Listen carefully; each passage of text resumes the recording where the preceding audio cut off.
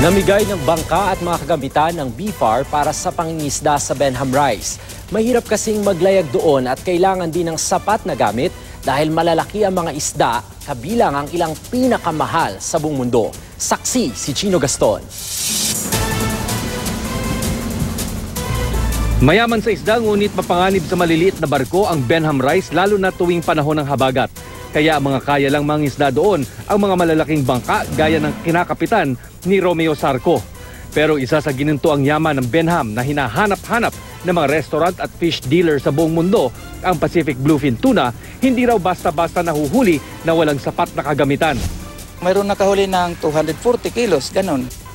Sa bigat pa lang niya, halos mapuputol na yung aming gamit. Layo ng pinakahuling expedition ng Bureau of Fisheries and Aquatic Resources na tingnan kung ano-anong isda ang pwedeng mahuli sa Benham Rise.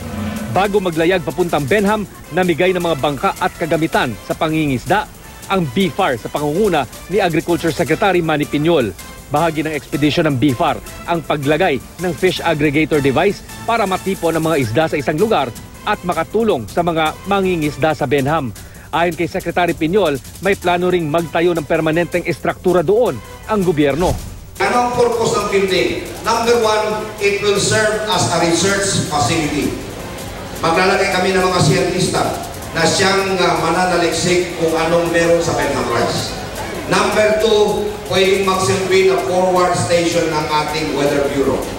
Number three, ito ang pinaka-importante sa inyo, pwedeng daungan ng Pilipinong mangingisda. Okay? Isang panukalang batas sa Senado ang naglalayong gumawa ng ahensya para pangasiwaan ang commercial fishing at development ng Benham Rise. Nitong mga nagdaang buwan, naalarma ang gobyerno nang malaman ng isang research ship ng China ang dumaan sa Benham Rise na tila walang pahintulot. Kahit pa iginiit ng China na dumaraan lang sila sa lugar at walang ginawang pagsusuri, agarang nagpadala ng mga barko ang Philippine Navy para magsagawa ng patrol sa karagatan.